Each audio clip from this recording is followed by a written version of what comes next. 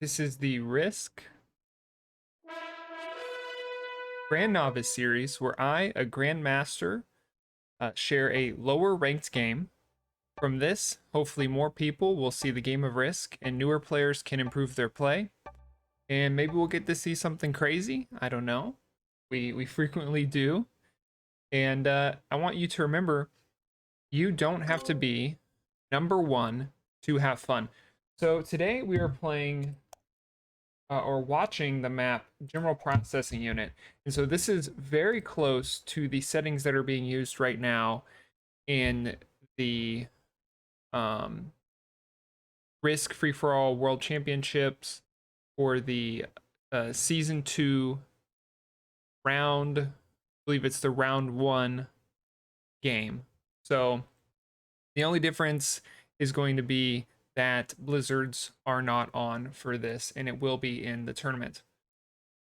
Okay, so looking at everything that's going on here, we can see that we don't have any very huge continents like you might see in Australia on the classic map, but everything is pretty equal spread throughout. There are some places that are easier to defend than others. I think that this central continent right here is pretty easy to defend relative to the others. Say the continent over here, these over here, which I suppose V Core M, I'm going to call it, and V Core I.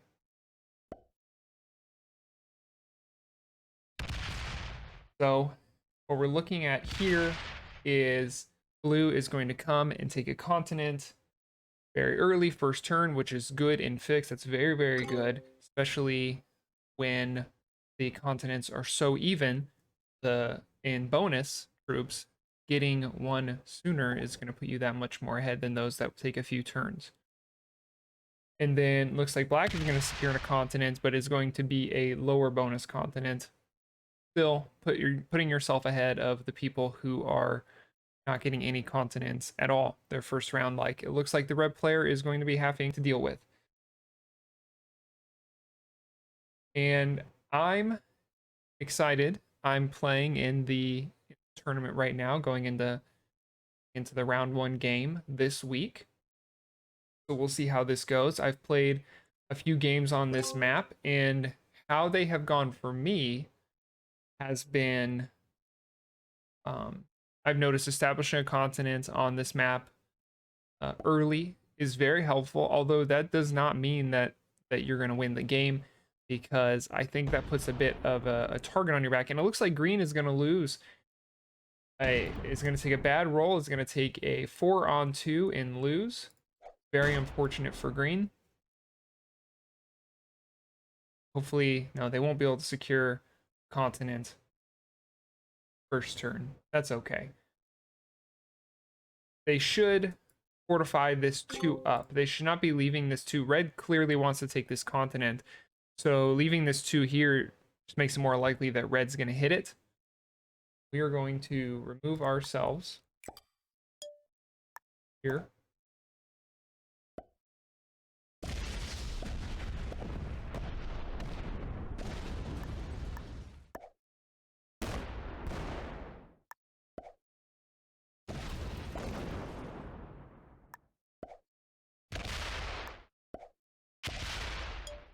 Okay.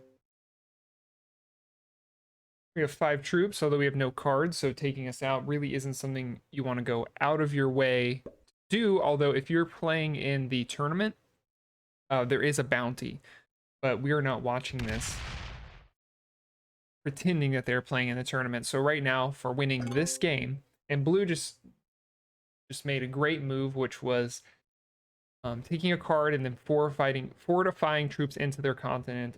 Holding this continent early is really good in this game right now, because others don't have continents. So that's going to put them very far ahead. White is going to, looks like, be taking a continent on the left side of the map, although it's not a guaranteed roll here. Let's see if the 3-on-1 works. It does. Now they need to fortify one of their 3s out to this one. Good job, and let's hope that black doesn't have a problem with that.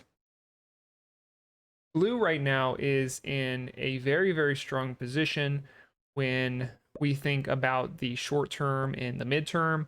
So in the short term, they should probably be, if I were them, I would be continuing to establish their position and looking for stopping others from getting strong in a way that can't be retaliated. So right now we're not even on 3 cards or 4 cards, so we're not going to expect trades to come in. But blue, so blue right now can kind of bully another individual pre-trades, but once those trades come in, they're risking taking a big hit from a big trade.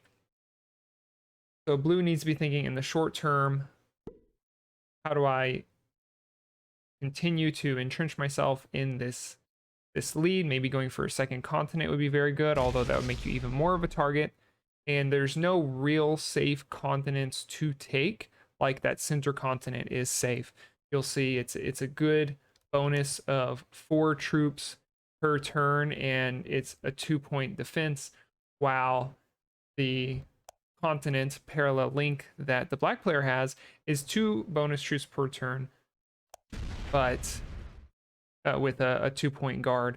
So the center bonus is a really, really good bonus to hold relative to the amount of troops you will receive.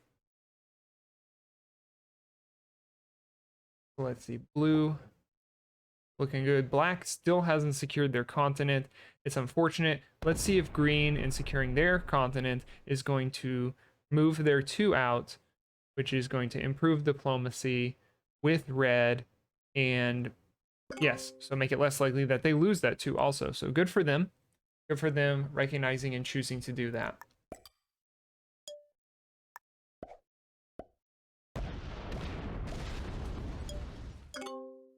So one of the things I've also noticed in the times I've been playing this map is that the left side of the board is a very, very vulnerable side of the board. And okay, been removed from the game. I've noticed the left side of the board is a very vulnerable side of the board.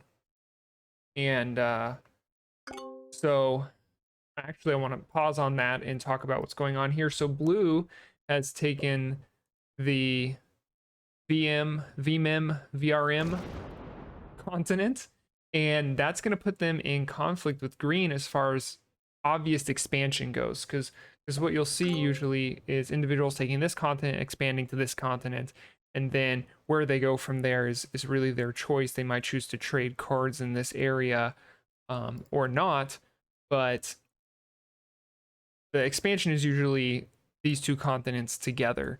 So blue is putting themselves in conflict with green, and green probably won't be able to stand up to that. Green's actually in a very vulnerable position right now, and depending on diplomacy with blue, they may or may not be able to even maintain the current continent if blue chooses to start picking on them. So black looks like black breaks white, which is a very interesting move, because that is going to just make it so blue can continue to get strong on their own. If blue continues to hold 2 continents, it's going to be very okay. So red does break blue, and blue, depending on if they have a trade on 3, can retaliate, and red has put themselves in a situation where they are in a single line right now. Right here, they go 10. The blue player go 10 to the 3, the 1, and then they've got access to red right here. Probably couldn't take them out. Well, let's see. So blue's going to get 4 bonus troops. So that would be a 14. Let's say they get a big trade. It's going to be a 24. Does a 24 take out 22 troops, plus the split that's going to need to happen here, plus the 1 black troop? I don't think. It's not impossible, but it's very unlikely. Oh, I forgot the extra 3 troops, so a little bit more than that. So 4 plus 3 is going to be 17 plus 10, 27. 27 on 22 with the split plus the black 1. Not impossible again. I just think very unlikely. We'll see what blue chooses to do. So blue does break red. Blue goes very hard on red, actually, which might make them vulnerable. Oh, wow. So blue was upset at red and green. I think green expanding into this continent right here should have been considered likely after it was broken by red. And green, let's see how hard green. So green did do a 7 on 5, which is unfortunate for blue. They lost those troops. Let's go back to that. Yeah, that's unfortunate for blue that they ended up losing those troops. I can understand why they're mad, but now they're in such a vulnerable position. They're now down to 21 troops, while black and white are ahead. And white is actually avoiding major conflict and having the trade, it looks like, is well ahead of troops, doubling even blue at this point. But what I've noticed about the left side of the board is the left side of the board seems very vulnerable. You'll see it's very wide. There's each territory is attached to many others, and those many others are in other continents. So I've noticed that the left side of the board is very vulnerable, and the right side of the board, if everybody gets along, can actually overtake the left side of the board. At least that's what I've noticed playing this map as I prepare for the round 1 of the tournament. So it's very possible that black has botted out, which black was in a pretty strong position, probably in the second strongest position in this game. Now definitely in the second strongest position in this game, with blue losing their bonus, which they should have anticipated, going so hard on red and not removing that territory there to their left.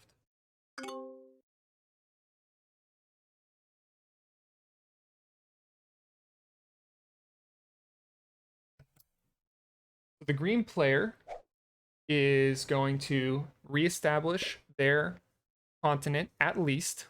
They are not really positioned to push farther than that. What I'd like to see them do is reestablish their continent, move the 3. So after they've done that, fortify their 3 back to here, because this bot is going to take this. That's what's going to happen. And green is actually choosing to hit the blue player fairly hard. Will not be able to eliminate the blue player, but is going to put the blue player in a situation where if they don't have a trade on 4, I'm not sure they'll be able to reestablish themselves before the red player and the green player hit them even more. And this is an interesting move because I kind of thought the green player would take the center bonus and take the top right bonus. I thought they were going to take the X Ultra bonus and the power delivery bonus. And instead they choose to take the VMEM and the power delivery instead of the power and X Ultra, which I would have liked to see them establish themselves in the center. Although we are now seeing that establishing themselves in the center probably would not have worked out because the blue player did have a trade on 4 and is using it to reestablish themselves in the center of the map. And looks like they might be breaking green. They are. So they are also going to break green. Are they going to break green in their other continent? They are. So this is a race to the bottom between these 3 players. The white player and the black player are going to be in the best position. Looks like the black player is about to be broken by the white player. And if the black player really is botted out, then there's not a huge problem with this. If the black player is here, oh, the black player is clearly here because they have used an emote. So the white player really needs to... Oh, they're not going to be able to take black out. But they are going to be able to remove black from the left side of the map, and something is going to happen that I have not seen happen. Oh my gosh, I actually didn't see that happening, because these were not 100% rolls, right? So the 3-on-2, not 100% roll. The 4-on-2, not 100% roll. Really, White's dice coming through, helping them remove the black player. And so we're seeing something now where if the red player and the blue player and the green player cannot set aside this feud they have and go into the white player is going to go into a dominating position holding 4 continents. So we're going to see what happens. Like I said, race to the bottom. It's possible that they're not able to overlook their differences, and instead we are going to see a very happy white player pulling the W. But let's see what happens.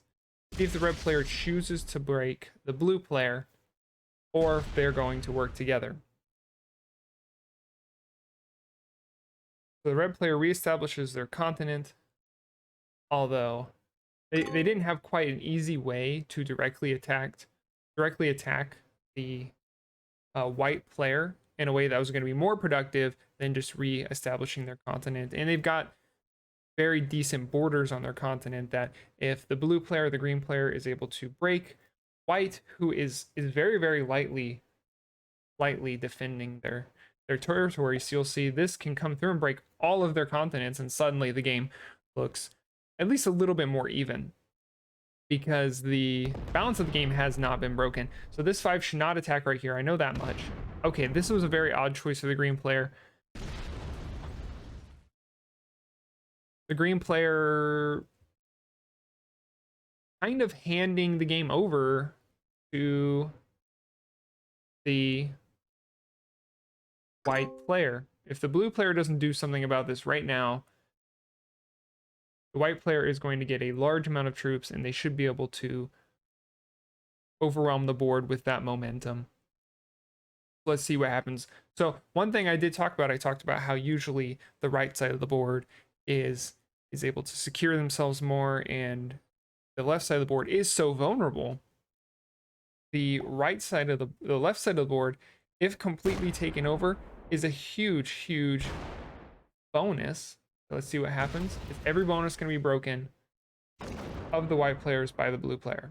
Which is, I mean, this is an interesting move. I understand why the blue player is choosing to do it, because if they don't, the white player is going to win. But the white player did choose earlier to leave the blue player's continent, so the white player is probably not going to be happy about that, and I don't think the blue player should anticipate holding any of their continents any soon. And I think the left side of the board, although I was saying is very vulnerable, is a risk reward where if someone lets you, which almost happened, 2 players stood aside and said, I'm not going to contribute enough to change the outcome of the game where the white player wins. And if the blue player had chosen to do the same thing, white player would have been able to go through. See, the blue player should have expected this. It was very silly of them to not, with white having a trade. It would have been obvious that this was about to happen. So the blue player, better hope they have a trade on 3, although it's just not looking good. And one thing, as people are figuring out this map and are learning more about this map, especially with the tournament coming up for the round 1 game, this seems like a really good choke point. And then down here at the south end, these 2 are certainly good choke points. We all know what the good choke points are for the... Oh, see what happens. The red player, are they going to break the white player? I don't think every bonus of the white players will be broken this go through. The white player should leave with at least 1 bonus.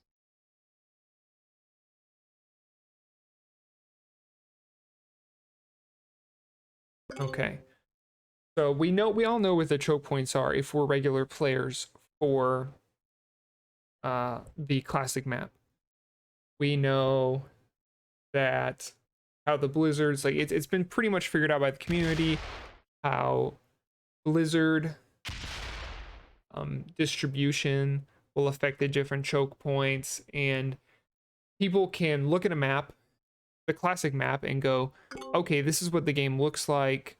This is where my troops have been laid out, and this is what's viable for me to pursue. And blue does have the a very lucky trade on 3. Let's see if they choose to stay and defend. So they're going to defend. So right now, like I said, left side of the board, very vulnerable. Right side of the board, if people can get along, they can get strong together, and that's exactly what's happening.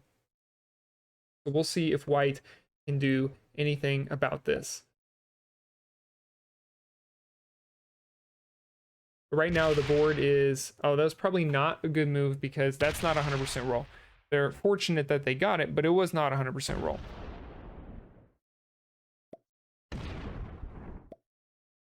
But this map, compared to the classic map, I wouldn't say has been figured out. And so we're still learning new things about it. I do think the white player should break the red player.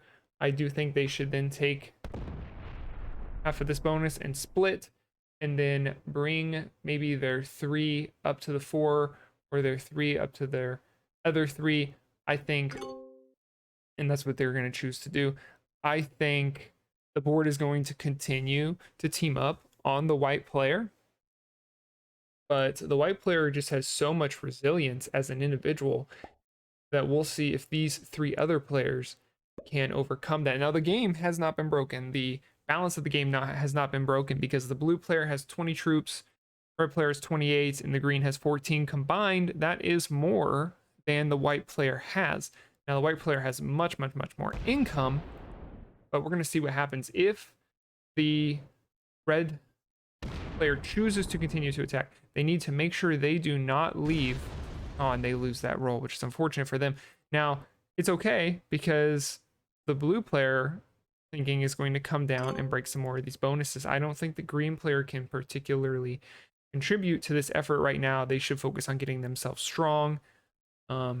Use this 6, take this 1, and then fortify in probably a way where their troops are still active, but doesn't show aggression towards red, although red clearly does not trust green.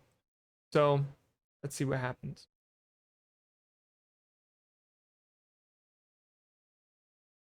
Yeah, I think leaving your troops here is fine for green. If they want to combine into one stack, that will also work, but they could be worried about the red 5 coming through or the 13 coming through. Really, if the white player chooses to, this 13 can break green no matter what way they choose to fortify. So green's in a bit of a predicament. If you're white, remove one of the other 2 players quickly. That's going to make it a bit easier for you if you think the 3v1 is going to continue. So let's see what happens. The blue player, they are going to hit that 13. Wow. And they get not a great roll, but probably a roll that's going to let them break through everything. Let's see if this 3-on-1 works. This is likely. Wow. So the 3-on-1 does work. I do not see white being able to reestablish themselves. If I'm white, what I do here is I probably back off. We'll see what white chooses to do. They cannot hold all that they are trying to hold. And so by continuing to do that, they're actually getting further behind in time. If anything, they need to establish themselves maybe with this continent here.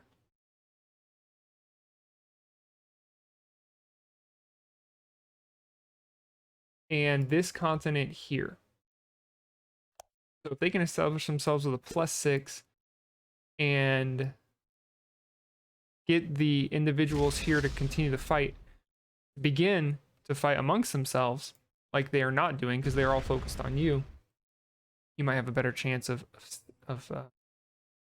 continuing on through the game. So the red player is going to choose to roll a 3-on-1 again, and is going to choose to roll another 3-on-1, it looks like, to break this continent.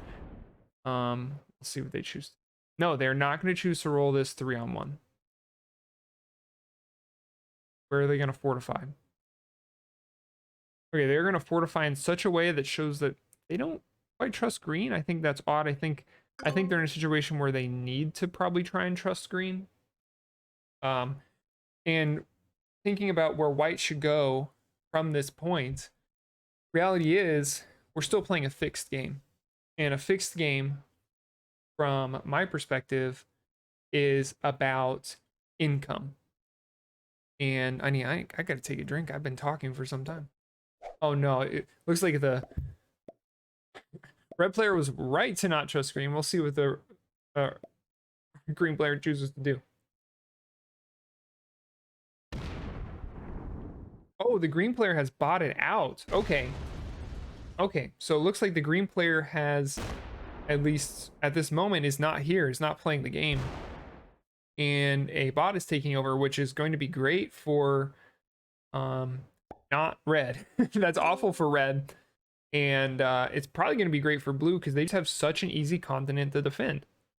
I need to take my drink.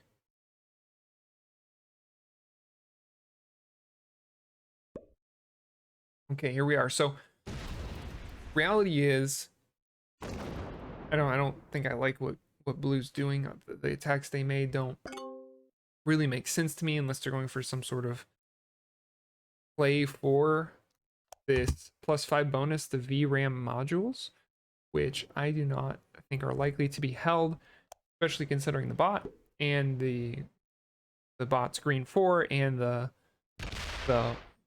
white 5 is just very unlikely. But reality is this is still a fixed game, and from my perspective, a fixed game is about income. It doesn't matter if you have the time. If you have the time, if time is not a huge a limiting factor for you, and if every round you come out one troop ahead, eventually you will win if you're going to play a fixed game. Now, this is a very easy way to play a capitals game. If you play a fixed capitals game this way, you are more likely to win because that resource of time and that little edge, it builds up. When you're playing a global domination fixed game, it's a little different, but I like what red is doing. I want to pause and say I like what red has done there.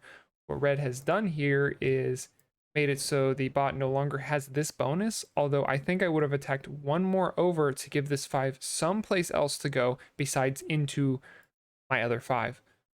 So we'll see. But it looks like the green bot is choosing to add in the top left, which is unfortunate for the white player, although I do not think the green bot will break every continent of the white player. See what happens.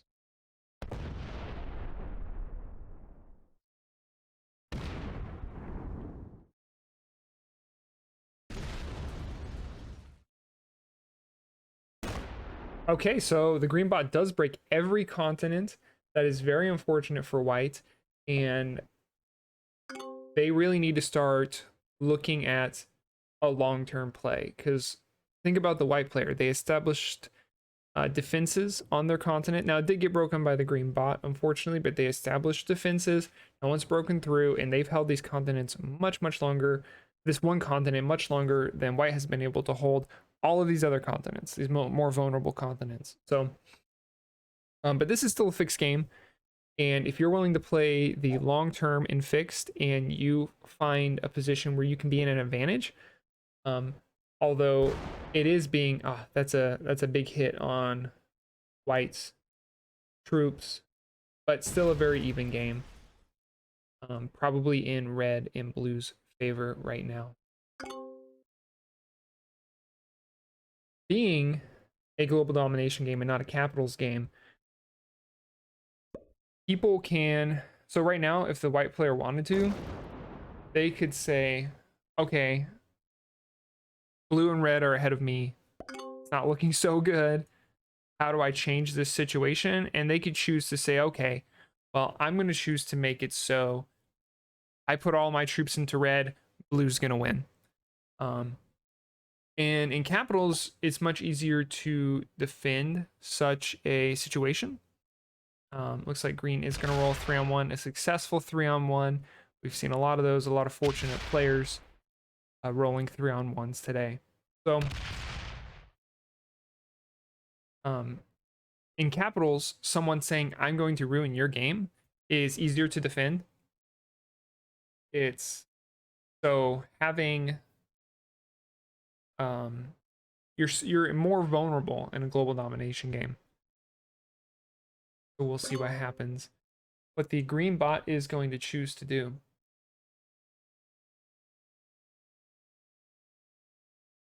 This has been a very competitive, a very even game. And I think the skill levels of the players are very even.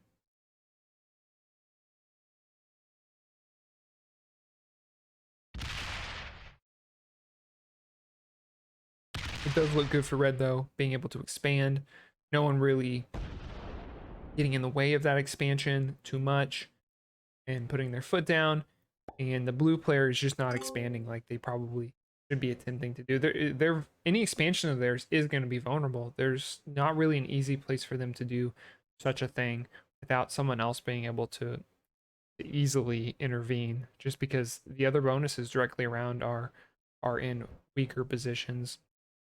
We think about this bonus right here and all the connections that go to it, and we think about this bonus right here and how it's directly touching an 11 of whites. Blue chooses to. So it does like blue is saying, I want this bonus, and they're going to try and take it right now. Wow. Good for blue.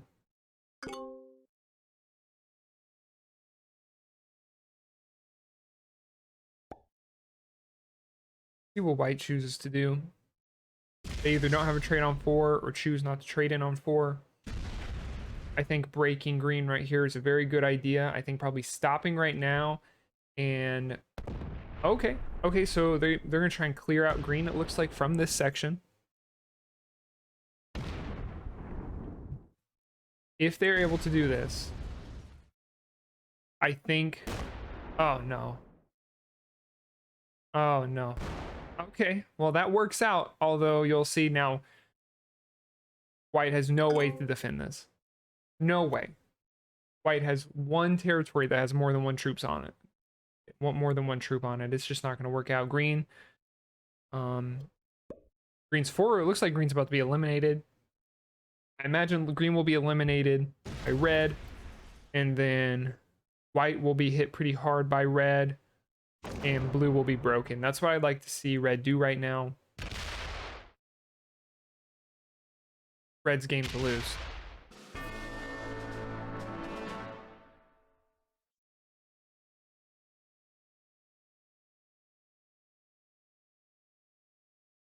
If red chooses to, so red's gonna have 2 trade-ins on 8 cards. See what they get. Looks like they're gonna, whoa, 20 troops. So it looks like they had 2 big trades, or at least they had bonus troops in 8 trades. Let's see. No, they had 2 big trades. Fortunately, no bonus troops. Oh, yeah, 2 bonus troops. So they got 24 troops from that. Wow. 24 troops is more than the red player even has. So the red player has broken the balance of the game. It's really on them. The white player is about to have a trade on 5. So I think it's a huge mistake not hitting the white player and actually hitting the blue player. So what's going to happen now is you're going to hit the blue player, and the blue player is going to hit you back, is my guess. And then the white player is going to get a trade on 5, and we'll see where the momentum goes. The red player is pretty vulnerable now, especially with the trade on 5 to be broken over here on the right side. They have maybe not noticed that this is a bridge between the, oh, look at that. Yep, the blue was not happy. So they made themselves vulnerable, and they didn't press their advantage, and suddenly the game's balance is not broken. And I'm gonna take another drink of my beverage.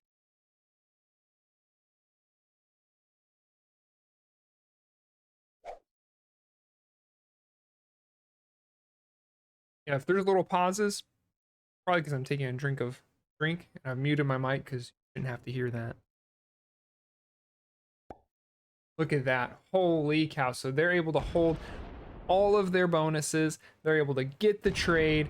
And because blue and red couldn't figure it out, the white player is going to be able to push through. 14 on 12. It is a decent chance that blue's just about to be eliminated right now. And that will give red a trade. So let's see what happens. Yep. 6. Let's see. 5, 4, 3. Ooh, it's going to be very close. Nope, it's not going to happen. But guess what? Now there's no reason red shouldn't just do it anyway. So red and white going into the 1v1. It is going to be in red's favor if they attack. Let's see how they choose to attack. So actually, if you wanted to optimize how you did this, you should have used up a lot of your clock to break these bonuses. So you get, I believe, 30 seconds after you take someone out and have a forced trade to extra 30 seconds is added on to your turn timer, I believe. So it was either 30 seconds or half of your turn timer. I believe it was 30 seconds though.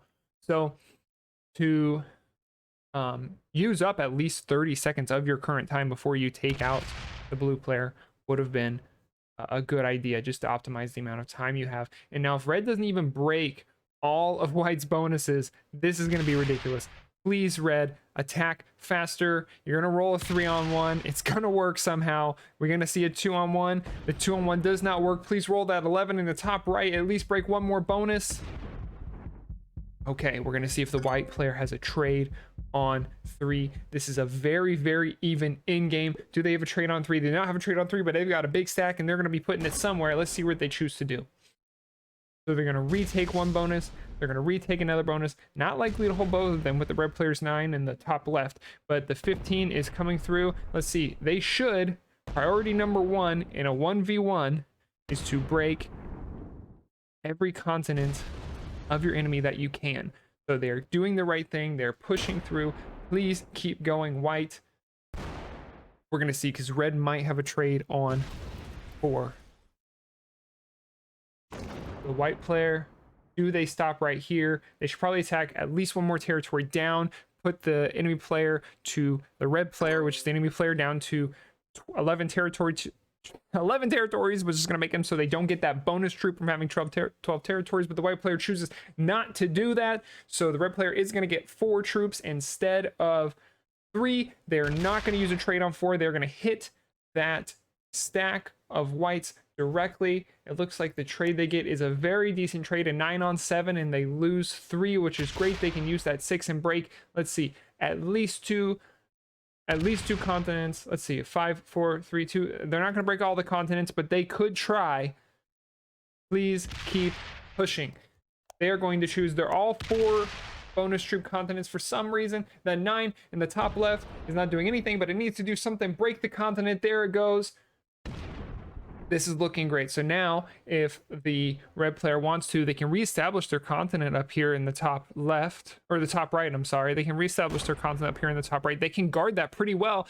They could have 2 guards right here and put the 12 right here, although that's going to take the 12 out of commission. They can probably just leave it right here, but at the same time, let's see if the white player has a trade on 4. If the white player has a trade on 4, we're going to continue going on into this even in-game, and I need a drink of my beverage.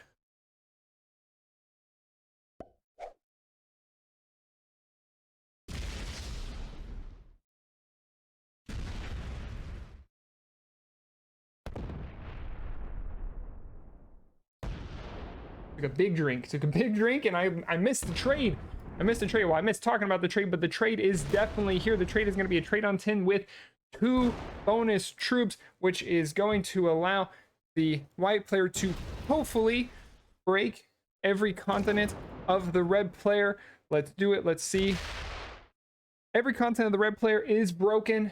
Now the red player is going to be in a situation where they need to have a big trade on 5, and they need to push it through the white player's bonuses. But at this point, the white player has 42 territories, and I don't know if the red player can attack fast enough. So just the bonus troops from having so many territories is going to hurt so much. So let's see what they can do. They're going to have a 6 trade, which is not the worst thing in the world, but gosh, it's going to be hard for the white player to do something about this. This is the first smaller trade I think we've seen. It is looking like it is the white player's game to lose. I don't think the red player is going to have anything to say. They're going to roll the 4 on 3 and win, which is great for them, but they're really attacking the wrong way. They need to... Okay, breaking that bonus is fine. They could have broken it by rolling this 5 on 1 here. That's okay. Looks like they're going to just choose to take another continent, which they are silly if they think the white player is going to let them hold. The red player is in a tough spot.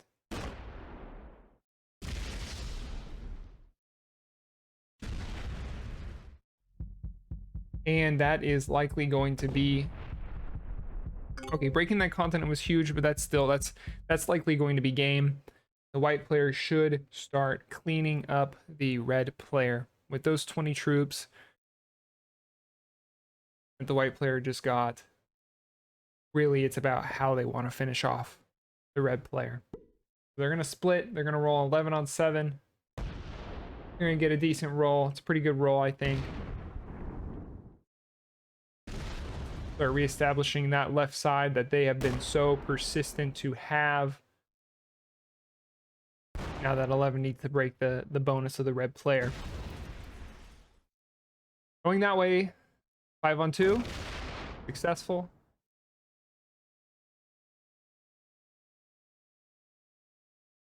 That should be just about the end of the game.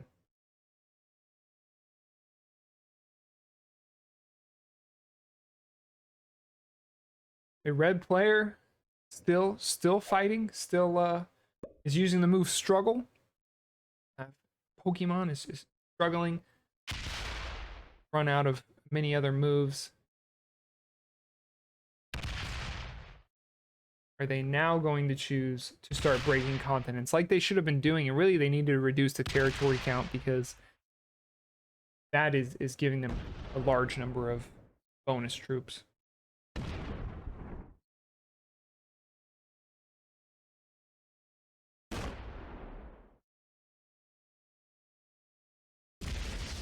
It looks like they figured it out just a little too late.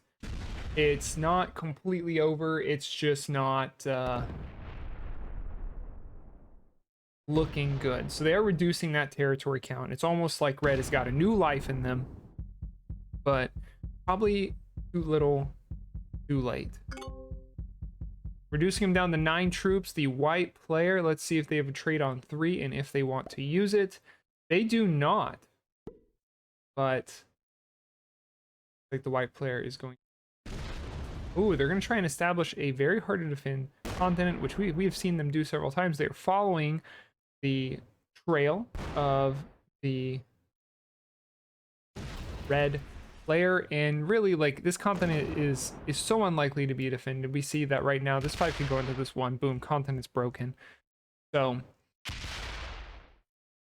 let's see what happens. The momentum is certainly in the white player's favor.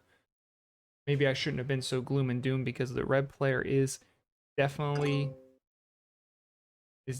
still punching. And as they say, puncher's chance.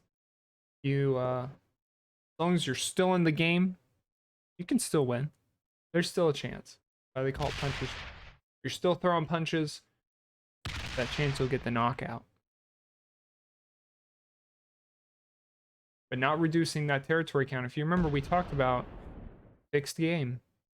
Huge part of it is getting over time that little advantage, and suddenly that little grain of sand has turned into a beach, you know, that needs to be stormed by the other player, and so that little advantage. And look at this, these 2 continents aren't going to be broken, the center continent and the one right below it. So 16 troops to the white player. Momentum still in their favor, still very likely. Do they have a trade on 4? Do they choose to use it? Are they going to use a 4th of their time deciding if they're going to use it? They do. Taking a little a little while to put their troops down, but they do get put down, and we're going to see the white player back at it again.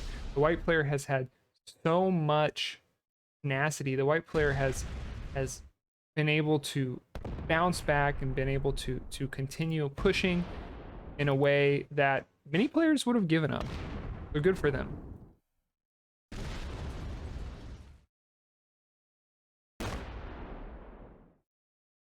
White player just pushing through. See where they choose to move their troops. They make sure their 7 troops are still active. 3 troops for the red player. The red player not looking like they're going to be able to break every bonus of the white player coming up. It is just a big hole to climb out of, and I don't think the red player is going to be able to do it. Still, huge kudos for the red player for continuing to play. Good for them.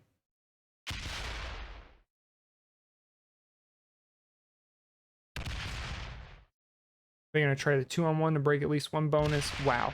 You know, this game doesn't have the capacity to honor people, but if it did, red should be honored. You know, give them a huge thumbs up for their efforts. And the white player holding the left side, the right side in shambles, looking like a wreck. A lot of red. It's about to be mopped up by the white player. So, white player coming through, smacking that 8. And we should be rolling into the end of the game.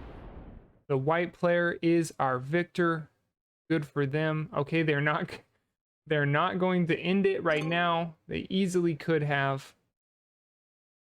They easily could have. Maybe they're just trying to be safe.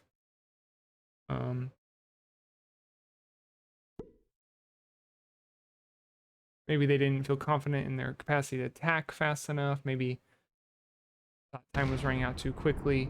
The red player still kicking.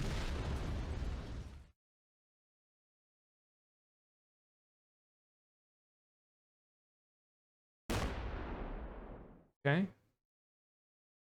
Not going to be able to break every bonus, and they're creating a line that can be followed. So white player just has to follow this line and clean the game up.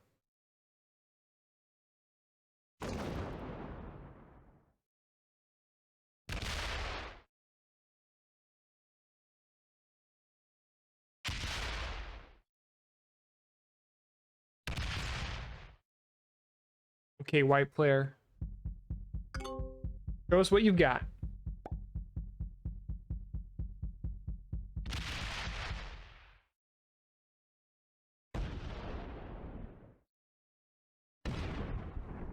Looking like they can attack fast enough.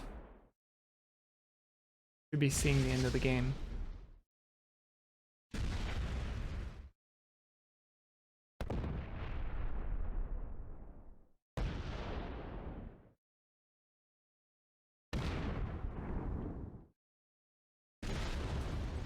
And that is going to be the game. Good job to all those involved, especially the red and white player, for sticking it out, really putting in huge amount of effort. Like we're going to see beginner, novice, beginner. So our novice coming out on top in the Risk Grandnovice Series. So I hope you saw this and saw that you can play Risk. You don't have to be the fastest attacker to win the game. We saw that. You don't have to be the fastest attacker to lose the game either. But the reality is that when you go in and you play Risk and you have fun and you try, it's a good time. And I think all the players left here, especially the 1v1 between red and white, they left here better players because of this, I think. And you don't have to be number one to have fun. So let's just remember that as we go into Risk and play games and have fun. And good luck to everyone in the upcoming round of the free-for-all tournament.